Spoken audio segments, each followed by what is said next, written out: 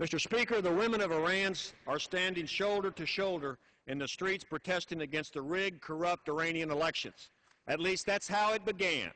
Now these legions of women, mostly wearing black, full-length Islamic dress, stand in defiance of their government's treatment of women.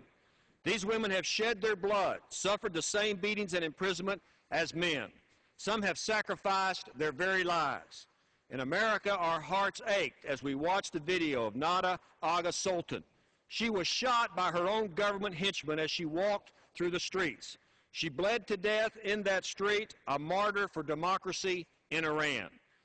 Nada was only 26 years old, but her voice still cries from the grave that the people of Iran demand human rights, equality, and freedom from tyranny.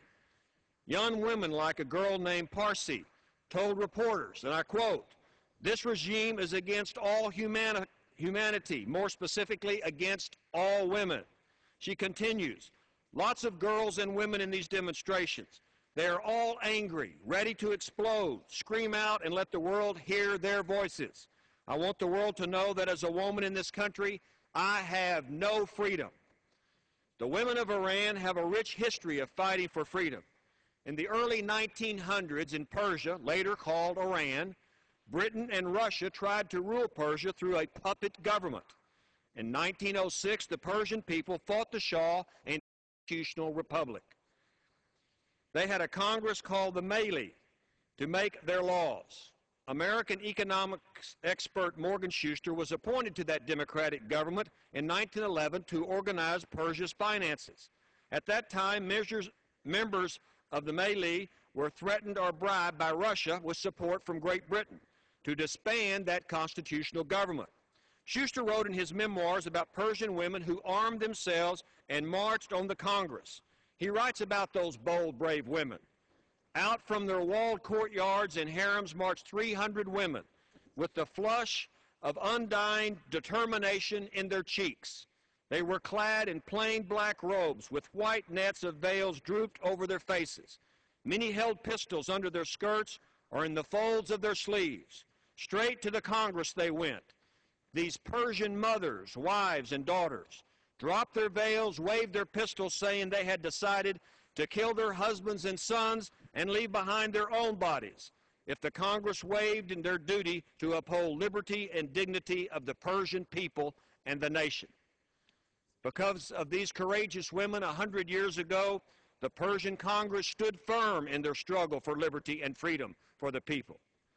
However, Russian Cossacks marched in Tehran a week later, disbanded the government by force, and executed every constitutionalist they could find. History speaks to the courage and bravery of Iranian women that goes back for centuries. It's no surprise they are again at the forefront of the struggle for human rights and dignity in Iran. The women of Iran are not property of the government and should not be punished because they demand equality with men. These women present a great challenge for the hardline government, and they are a force to be reckoned with, and the government knows it. My grandmother used to tell me that there's nothing more powerful than a woman that has made up her mind. And let me tell you something, Mr. Speaker, the women of Iran have made up their mind. They are not going to take it anymore. And like their sisters in freedom 100 years ago, they are not going to give in to the black-booted thugs that are trying to steal freedom and human dignity from them. Iran is their country. These women are no longer going to be treated as second-class people, and woe be to them that try to stop them. The daughters of Iran have inspired the world with their bravery. Their cause is righteous. Their actions are just. And may the Almighty that rules the universe make them strong and courageous. And that's just the way it is.